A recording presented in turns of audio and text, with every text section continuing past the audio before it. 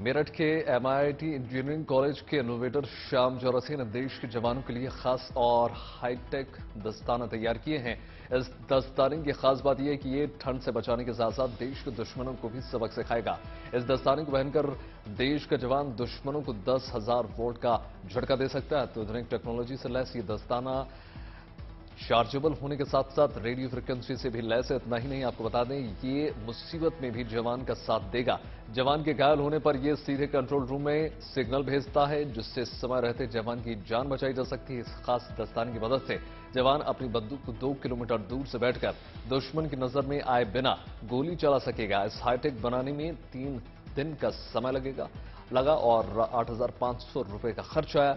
इसे तैयार करने में लेदर, कपड़ा, कैपेसिटर और dynamo 6 volt switch, 3.7 volt battery का इस्तेमाल किया गया।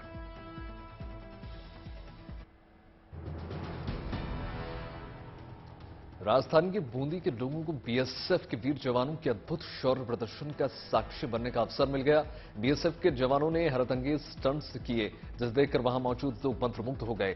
बीएसएफ की सीमा भवानी की महिला जवानों ने बाइक पर हैरतअंगेज करतब दिखाए, जिसे देखकर लोग दांतों तले उंगली दबाने पर मजबूर हो गए। डॉग स्क्वाड ने भी अपना दमखम दिखाया और सबको आश्चर्यचकित कर दिया। घुसपैठियों को पकड़ने के साथ विस्फोटक को ढूंढ निकालने में और इनकी क्षमता जबरदस्त है। बीएसएफ के जवान हथियारों के साथ कदमताल करते भी नजर आए। शो के दौरान बीएसएफ बैंड के स्वर लहरियों ने भी दर्शकों का मन मोह लिया। आकर्षक यूनिफॉर्म में ये जवान जब विभिन्न प्रकार के वाद्य बजाते हुए नजर आए तो दर्शकों ने इनका खूब आनंद लिया। इस शौर्य प्रदर्शन दर्शकों को बीएसएफ की अनूठी खूबी भी देखने को मिली। बीएसएफ जवानों की गजराज और चेतक ड्रिल करते हुए भी कुछ मिनटों में जिप्सी के पुर्जों को अलग कर दिया और फिर कुछ ही क्षणों में उसको दोबारा एकत्रित कर दिया। गजराज और चेतक ड्रिल शो में आकर्षण का विशेष केंद्र रहे।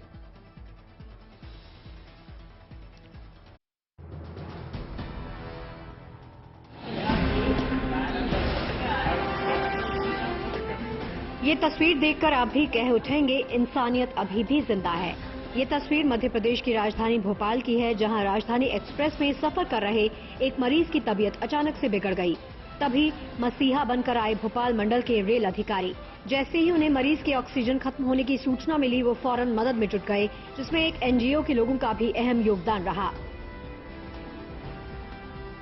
भोपाल की ये सबसे बड़ी खासियत है कि जब भी भोपाल में कोई मदद मांगता है तो मदद के हाथ हमेशा ही आगे खड़े होते हैं। आज से कुछ महीने पहले जून मंथ में भी जब एक केस आया था और जब एक 24 दिन के बच्चे को ऑक्सीजन सिलेंडर की जरूरत थी, तब हमारी टीम ने इसी तरीके से उस दिन भी मदद की थी। दरअसल मरीज अपना इलाज करवाने के लिए रायपुर से दिल्ली जा रहा था, लेकिन बीच रास्ते में ही उनकी तबीयत बिगड़ गई। डॉक्टर ने सलाह दी कि उन्हें ऑक्सीजन सिलेंडर की जरूरत है, जिसके बाद भोपाल स्टेशन पर एनजीओ और रेलवे के अधिकारियों ने मदद कर एक इंसान की जान बचाई।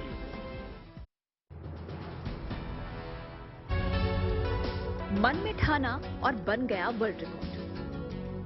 कहते हैं कि मन में कुछ करने का जोश, जज्बा और जुनून हो तो प्रतिभा कभी पीछे मुड़कर नहीं देखती।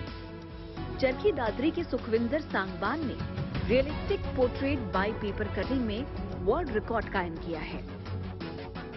सुखविंदर को स्कूल टाइम से ही पेंटिंग का शौक था, जो कि समय के साथ जुनून में तब्दील हो गया। सुखविंदर ने कभी खेल खेल में कोई तस्वीर देखकर पेपर कटिंग करना शुरू किया था और अब इसमें वर्ल्ड रिकॉर्ड बनाकर सुर्खियां बटोर रही हैं। सुखविंदर सांगवान ने पेपर कटिंग के दौरान फिल्मी स्टार्स का पोर्ट्रेट बनाकर सोशल मीडिया पर भी शेयर किया तो लोगों ने खूब हौसला बढ़ाया। इस तरह ये शौक परवान चढ़ता गया और आज इसकी बदौलत ये उस मुकाम पर पहुंच चुके हैं जहां दुनिया इन्हें सलाम कर रही है।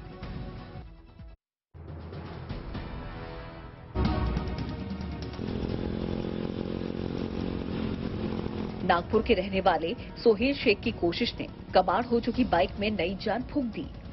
दरअसल सोहेल को बचपन से ही नई नई खोज करने और नई चीजें बनाने का शौक था और इसी कड़ी में उन्होंने कबाड़ में पड़ी बाइक खरीदी और इसे नया रंग रूप देने में कामयाब रहे।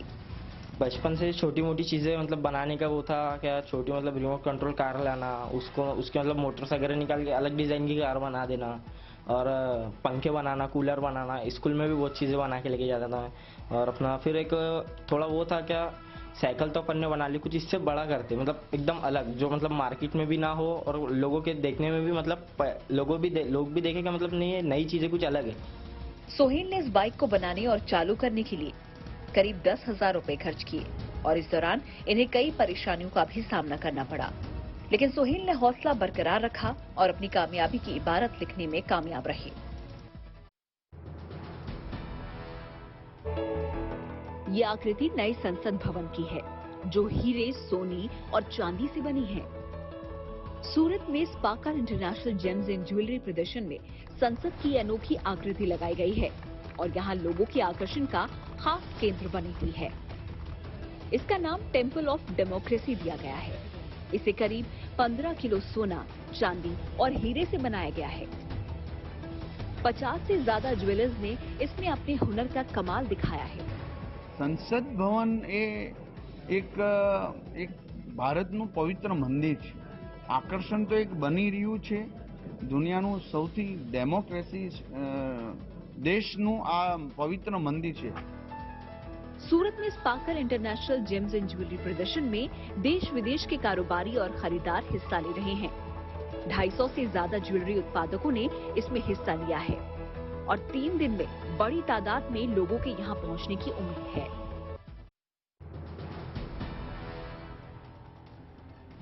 ठंड का कहर अब भारत के उत्तरी इलाकों में देखने को मिलने लगा है।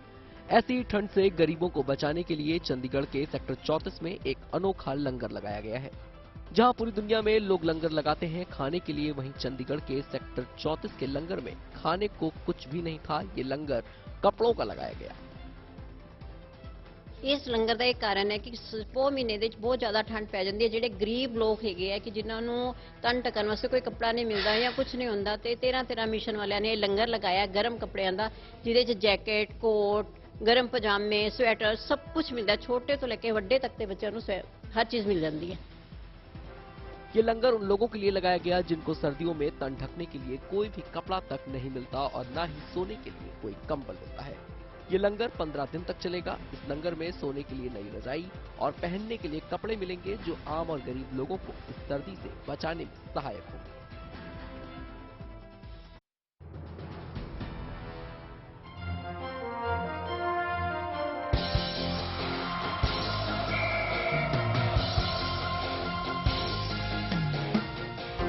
टीम इंडिया और बांग्लादेश के बीच में खेले जा रहे पहले टेस्ट मैच में भारत जीत की दहलीज पर पहुंचता दिखाई दे रहा है। चटगांव टेस्ट में टीम इंडिया को जीत के लिए महज 4 विकेट ही चाहिए। चौथे दिन का खेल खत्म होने तक बांग्लादेशी टीम के कप्तान शाकिब अल हसन 40 रन और मेहदी हसन मिराज 9 रन बनाकर नाबाद हैं। अब भारतीय टीम को जीत के लिए 5वें दिन बांग्लादेश के 4 विकेट चटकाने होंगे। अगर टीम इंडिया आज बांग्लादेश को शिकस्त दे देती है तो 2 मैचों की सीरीज में 1-0 की बढ़त बना लेगी। बांग्लादेश की दूसरी पारी में ओपनर जाकिर हसन ने 100 रनों की शतकीय पारी खेली, जबकि नजमुल हुसैन ने 67 रन बनाए। इनके अलावा मिडिल ऑर्डर में कोई भी बल्लेबाज भारतीय गेंदबाजों के आगे टिक नहीं पाया। भारतीय टीम के लिए स्पिनर अक्षर पटेल ने 3 विकेट झटके, जबकि उमेश यादव, अश्विन और कुलदीप यादव ने एक एक विकेट लिया।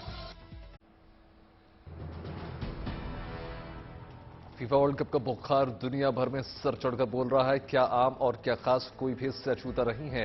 सभी अपने अंदाज में फुटबॉल के इस महाकुंभ में आनंद ले रहे हैं। आज कतर की राजधानी दोहा में अर्जेंटीना और फ्रांस के बीच फीफा विश्व कप का फाइनल मुकाबला खेला जाएगा। इसी बीच ओडिशा के सुप्रसिद्ध सैंड आर्टिस्ट सुदर्शन पटनायक ने फीफा के महामुकाबले से पहले पुरी के तट पर रेत से कलाकृति बनाई है, जिसमें उन्होंने अपने अंदाज में फ्रांस और अर्जेंटीना को गुड लक विश किया है। सुदर्शन पटनायक ने दोनों टीमों के स्टार खिलाड़ियों अर्जेंटीना के लियोनेल मेसी और फ्रांस के कैलियान की रेत पर तस्वीर बनाई और फाइनल मुकाबले के लिए उन्हें शुभकामनाएं दी हैं। सुदर्शन ने 148 गेंदों की स्थापना के साथ एक रेत कला भी बनाई है। साथ ही फीफा वर्ल्ड कप की ट्रॉफी, फुटबॉल और दोनों के लेजेंड खिलाड़ियों की तस्वीर के साथ 7 फीट की ऊंची रेत की मूर्ति भी बनाई है। इसे बनाने में करीब 5 टन रेत का इस्तेमाल किया गया है। इस रेत कला को बनाने में उनके संस्थान के छात्रों ने भी सहयोग किया। 35 वर्षीय मेसी का ये आखिरी मुकाबला है। वे आखिरी बार सपना पूरा करने के लिए जीत के मकसद से उतरेंगे। आपको बता दें कि आखिरी बार अर्जेंटीना ने माराडोना को कप्तानी में 1986 में विश्व कप जीता था।